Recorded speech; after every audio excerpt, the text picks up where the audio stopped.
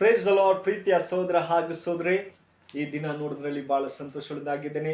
ಶಾಲೂಮ್, ನಿಮಗೆ ಸಮಾಧಾನ ಉಂಟಾಗ್ಲಿ. ಯೇಸು ಕ್ರಿಸ್ತನ ಮಧುರ ನಾಮದಲ್ಲಿ ನಿಮಗೆಲ್ಲರಿಗೂ ವಂದನೆ ಸಲ್ಲಿಸ್ತೇನೆ. ಪ್ರೀತಿಯುಳ್ಳ ಮಕ್ಕಳೇ, ದೇವರ ಕೃಪಾ ವರಗಳಿಂದ ಈ ನೂತನ ಹೊಸ ಮುಂಜಾನಿನ ಕೊಟ್ಟಿದ್ದಾರೆ.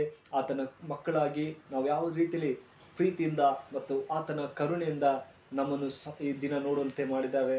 ದೇವನಾಮಕ್ಕೆ ಸ್ತೋತ್ರ ಸಲ್ಲಿಸೋಣ. ಪ್ರೀತಿಯುಳ್ಳ ಮಕ್ಕಳೇ, ದಿನ ಒಂದು ಒಳ್ಳೆ ವಾಕ್ಯ, ದೇವರು ಒಂದು ಒಳ್ಳೆ ವಾಗ್ದಾನ ಕೊಟ್ಟಿದ್ದಾರೆ, ಭಯ ಮತ್ತು ಶುದ್ಧತೆ ಎಂಬುದಾಗಿ. ಹೌದು ಪ್ರೀತಿಯ ಮಕ್ಕಳೇ, ನಮ್ಮ ಜೀವಿತದಲ್ಲಿ ದೇವರಲ್ಲಿ ನಾವು ಯಾವ ರೀತಿಯಲ್ಲಿ ಭಯದಿಂದ ಒಳ್ಳೆ ಮಾರ್ಗದಲ್ಲಿ ನಡೀತಾ ಇದ್ದೀವಿ ಎಂಬುದು ಬಹಳ ಮುಖ್ಯವಾಗಿದೆ. ಇದಕ್ಕೆ ಆಧಾರವಾಗಿ ದಾವೀದನ ಬರೆದ ಕೀರ್ತನೆ 19ನೇ ಅಧ್ಯಾಯ 9ನೇ ವಾಕ್ಯ ನಾನು ನಿಮಗಾಗಿ ಓದ್ತೀನಿ. ದಯಮಾಡಿ ನಿಮ್ಮಲ್ಲಿ ಸತ್ಯವೇದವಿದ್ದರೆ ತೆಗೆದು ಧ್ಯಾನಿಸಬೇಕೆಂಬುದಾಗಿ ನಾನು ಕೇಳ್ಕೊಳ್ತೇನೆ. ನೋಡಿ, ಯೆಹೋವನ ಭಯ ಪರಿಶುದ್ಧವಾಗಿದೆ, ಅದು ಶಾಶ್ವತವಾದಿದೆ. ಯೆಹೋವನ ವಿಧಿಗಳು ಯಥಾರ್ಥವಾದಗಳು, ಅವು ಕೇವಲ ನ್ಯಾಯವಾಗಿವೆ. ಆಮೆನ್.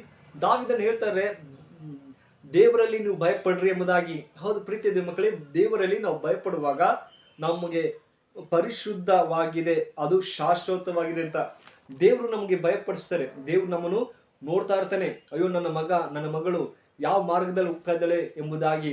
ಆದರೆ ನಾವು ದೇವರನ್ನ ನೋಡೋದೇ ಇಲ್ಲ. ಅಯ್ಯೋ, ದೇವ್ರು ಎಲ್ಲಿದ್ದಾನೆ ನಮ್ಮ ಜೀವಿತದಲ್ಲಿ ಎಂಬುದಾಗಿ ನಾವು ಗಲಿಬಿಲಿಯಲ್ಲಿ ಇರ್ತೀವಿ.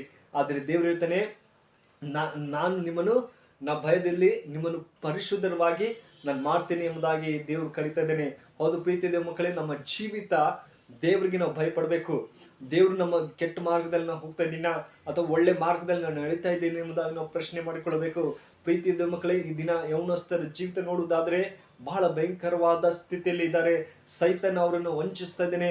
ದೇವ್ರ ಭಯವಿಲ್ಲದೆ ತಮ್ಮ ಕೆಟ್ಟ ಮಾರ್ಗದಲ್ಲಿ ನಡೀತಾ ಇದ್ದಾರೆ. ತಮ್ಮ ಇಷ್ಟ ಬಂದ ಹಾಗೆ ಜೀವಿಸ್ತಾ ಇದ್ದಾರೆ. ತಂದೆ ತಾಯಿ ಮಾತನ್ನ ಕೇಳದೆ ಅವರು ಇಷ್ಟ ಬಂದ ಹಾಗೆ ಕುಡಿಯೋದು ಅಥವಾ ಅಲ್ಲಿ ಇಲ್ಲಿ ಜಗಳ ಆಡೋದು, ಈ ತರ ಪರಿಸ್ಥಿತಿಯಲ್ಲಿ ಇದ್ದಾರೆ.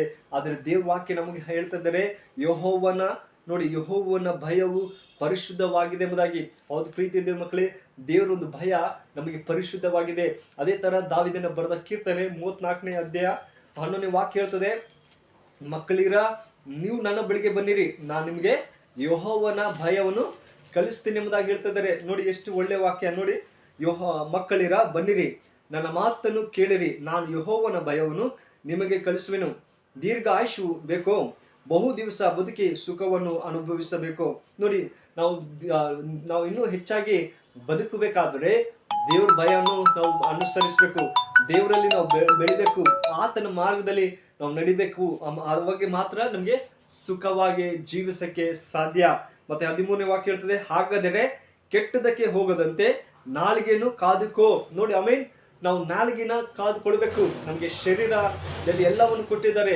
ಆ ನಾಲಿಗೆನ ನಾವು ಜೋಪಾನವಾಗಿ ಕಾಪಾಡಿಕೊಳ್ಬೇಕು. ಪ್ರೀತಿಯ ಮಕ್ಕಳೇ, ನಮ್ಮ ಮಾತಿನಲ್ಲಿ ನಮ್ಮ ದೇವರಲ್ಲಿ ನಾವು ಭಯಭಕ್ತಿಯಿಂದ ನಾವು ಜೀವಿಸಬೇಕು ಎಂಬುದೇ ದೇವರ ವಾಕ್ಯ ಹೇಳ್ತದೆ. ಮಗನೇ, ಭಯಪಡು, ದೇವರಲ್ಲಿ ನಾವು ಭಯಪಡಬೇಕು. ಅಯ್ಯೋ, ದೇವರು ನನಗೆ ನೋಡ್ತಾ ಇದ್ದೇನೆ, ನಾನು ಕೆಟ್ಟದನ್ನು ಬಿಡಬೇಕು, ನಾನು ಒಳ್ಳೆ ಮಾರ್ಗದಲ್ಲಿ ನಾವು ನಡಿಬೇಕೆಂಬುದಾಗಿ ದೇವ್ರು ಕರೀತಾ ಇದ್ದೇನೆ. ಪ್ರೀತಿಯ ಮಕ್ಕಳೇ, ಅದೇ ತರ ಪ್ರೀತಿಯ ಮಕ್ಕಳೇ, ನಮ್ಮ ಸಮಯನ ದೇವರಿಗೆ ಕೊಡಬೇಕು. ನಮ್ಮ ಕಾರ್ಯವೆಲ್ಲ ದೇವರೇ ನಿನಗೆ ಅರ್ಪಿಸ್ತೇನೆ. ಈ ದಿನ ದೇವರೇ, ನಾನು ಕೂಡ ನಿನಗೆ ಭಯಪಡ್ತೀನಿ. ದೇವರೇ, ನನಗೆ ಸೈತನ್ ವಂಚಿಸಿದ್ರೆ ಆ ಸೈತನಿಂದ ಜಯಿಸುವಂತೆ ನೀನು ಸಹಾಯ ಮಾಡುವುದಾಗಿ ಕೇಳುವಾಗ ನಿಶ್ಚಯವಾಗಿ ದೇವ್ರು ನಮಗೆ ಸಹಾಯ ಮಾಡ್ತಾನೆ. ಪ್ರೀತಿ ಉಳ್ಳ ದೇವ ಮಕ್ಕಳೇ, ನಾವು ಯಾವುದಕ್ಕೂ ಭಯಪಡದೆ, ಸೈತನಿಗೆ ಭಯಪಡದೆ ನಾವು ದೇವರಿಗೆ ಭಯಪಡಬೇಕು.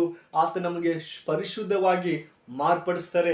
ನೋಡಿ ಪ್ರೀತಿಯ ಮಕ್ಕಳೇ, ಅದೇ ತರ ಯೋಬನ ಗ್ರಂಥ 28 ವಚನ ಇರುತ್ತದೆ, ಆಮೇಲೆ ಮನುಷ್ಯರಿಗೆ ಇಗೋ ಕರ್ತನ ಭಯವೇ ಜ್ಞಾನವು, ದುಷ್ಟತನವನ್ನು ಬಿಡುವುದೇ ವಿವೇಕವು ಎಂದು ಹೇಳಿದನು. ಆಮೇಲೆ ನೋಡಿ, ಈ ಲೋಕದಲ್ಲಿ ಎಷ್ಟೋ ಜನ ವಿದ್ಯಾವಂತರಾಗ್ತಾ ಇದ್ದಾರೆ, ಎಷ್ಟೋ ಜನ ಒಳ್ಳೆ ಡಿಗ್ರಿಗಳು ಮಾಡ್ತಾರೆ, ಎಲ್ಲ ಯೌವನಸ್ಥರು ಒಳ್ಳೆ ಚೆನ್ನಾಗಿ ಓದ್ತಾರೆ, ಸಂತೋಷ. ಆದ್ರೆ ಅವರಿಗೆ ವಿವೇಕ ಇರಲ್ಲ. ತಮ್ಮ ಕೆಟ್ಟ ಮಾರ್ಗದಲ್ಲಿ ತಂದೆ ತಾಯಿ ಮಾತು ಕೇಳದೆ, ಸಂಬಂಧಿಕರ ಮಾತು ಕೇಳದೆ ಕೆಟ್ಟ ಮಾರ್ಗದಲ್ಲಿ ಹೋಗ್ತಾ ಇದ್ದಾರೆ. ಆದ್ರೆ ದೇವ್ರು ವಾಕ್ಯ ಹೇಳ್ತದೆ, ಕರ್ತನ ಭಯವೇ ಜ್ಞಾನವು ಎಂಬುದಾಗಿ. ಹೌದು ಪ್ರೀತಿಯ ಮಕ್ಕಳೇ, ದೇವ್ರು ನಮಗೆ ಭಯದಲ್ಲಿ ನಾವು ನಡೆದರೆ ನಮಗೆ ಇನ್ನೂ ಹೆಚ್ಚಾಗಿ ಜ್ಞಾನ ಕೊಡುವಂತ ದೇವರಾಗಿದ್ದಾನೆ. ಈ ಲೌಕಿಕ ಜ್ಞಾನ ನೋಡುವುದಾದ್ರೆ ತಮ್ಮ ಆತ್ಮಿಕ ಜೀವಿತನ ಕಳ್ಕೊಳ್ತಾ ಇದ್ದಾರೆ. ಅಯ್ಯೋ, ನನ್ನಲ್ಲಿ ವಿದ್ಯೆ ಇದೆ, ನಾನು ಏನಾದ್ರೂ ಬೇಕಾದ್ರೂ ಮಾಡ್ಬೋದು, ನಾನು ಎಲ್ಲಾದ್ರೂ ಹೋಗಿ ಜೀವಿಸ್ಬೋದು. ಆದ್ರೆ ಪ್ರೀತಿಯ ಮಕ್ಕಳೇ, ಹಿಂದೆ ಪ್ರಶ್ನೆ ಮಾಡಿಕೊಳ್ಬೇಕು, ದೇವರು ನಮ್ಮನ್ನು ನೋಡ್ತಾ ಇದ್ದೇನೆ. ಆತನ ಭಯದಿಂದ ನಾವು ಪರಿಶುದ್ಧ ಮತ್ತೆ ಶುದ್ಧತೆಯಿಂದ ನಾವು ಜೀವಿಸಬೇಕು. ದೇವ್ರು ನಮ್ಮನ್ನು ಮಾರ್ಪಡಿಸ್ತಾನೆ. ಮಗಳೇ, ಮಗನೇ, ನೀನು ಬಾ, ನಾನು ನಿನಗೆ ಜ್ಞಾನ ಕೊಡ್ತೀನಿ, ನಿನ್ನ ಒಳ್ಳೆಯ ಮಾರ್ಗದಲ್ಲಿ ನಾನು ನಡೆಸ್ತೀನಿ ಎಂಬುದಾಗಿ ಕರೀತಾ ಇದ್ದೇನೆ. ಆದರೆ ನಮ್ಮ ಜೀವಿತ ಆತನಿಗೆ ಅರ್ಪಿಸ್ಬೇಕು ಪ್ರೀತಿ ದೇವ್ ಮಕ್ಕಳೇ. ಅದೇ ತರ ಆದಿಕಾಂಡ 20ನೇ ಅಧ್ಯಾಯ 11ನೇ ವಾಕ್ಯ ನೋಡುವುದಾದ್ರೆ, ಅಲ್ಲಿ ಅಬ್ರಾಮ ಮತ್ತೆ ಸಾರಲು ಹೋಗ್ತಾರೆ. ಆ ಊರಲ್ಲಿ ಹೋಗುವಾಗ ಅಬ್ರಾಮನ್, ಅಯ್ಯೋ ಇವ್ರಿಗೆ ದೇವ್ರ ಭಯವಿಲ್ಲ, ಹೇಗಾದ್ರೂ ಮಾಡಿ ನನ್ನ ಹೆಂಡತಿನ ಸಾಯಿಸ್ತಾರೆ ಎಂಬುದಾಗಿ ಆ ಅರಸನಿಗೆ ಭಯಪಡ್ತಾನೆ. ಆದ್ರೆ ಇವಳು ನನ್ನ ತಂಗಿ ಎಂಬುದಾಗಿ ಆತನಿಗೆ ಅವ್ರಿಗೆ ಹೇಳ್ತಾಳೆ.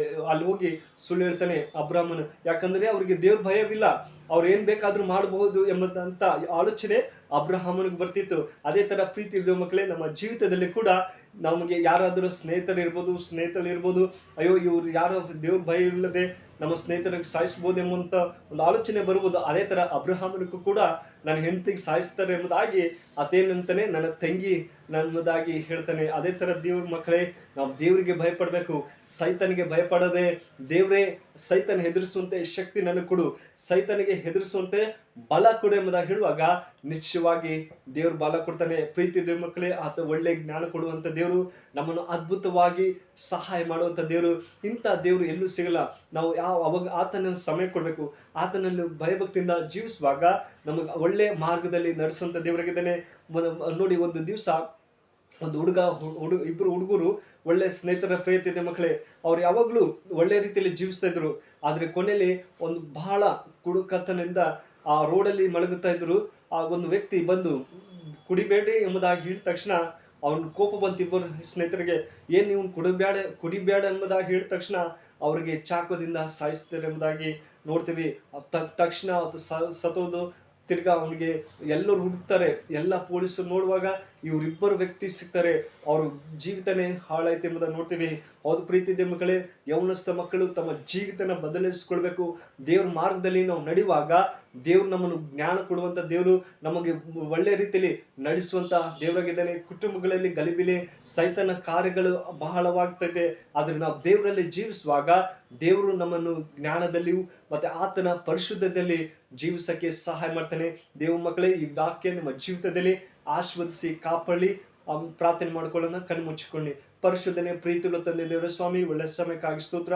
ದೇವರೇ, ಮುಂಜಾನೆ ವೇಳೆ ನೋಡುವಂತೆ ಕೃಪೆ ಕೊಟ್ಟಕ್ಕಾಗಿ ಸ್ತೋತ್ರ. ಈ ಮುಂಜಾನೆ ವೇಳೆಯಲ್ಲಿ ದೇವರೇ, ದಾವೀದನು ಹೇಳುವ ಹಾಗೆ ಯೆಹೋವನ ಭಯವೇ ಪರಿಶುದ್ಧವಾಗಿದೆ ಎಂಬುದಾಗಿ ಹೇಳುವ ಹಾಗೆ, ಹೌದೇಸಪ್ಪ, ಈ ವಿಡಿಯೋ ಯಾರು ನೋಡ್ತಾರೋ ಆ ಮಕ್ಕಳಿಗೆ ಒಳ್ಳೆ ರೀತಿಯಲ್ಲಿ ಪರಿಶುದ್ಧ ಮಾರ್ಗದಲ್ಲಿ ನಡೆಯುವಂತೆ ಸಹಾಯ ಮಾಡು.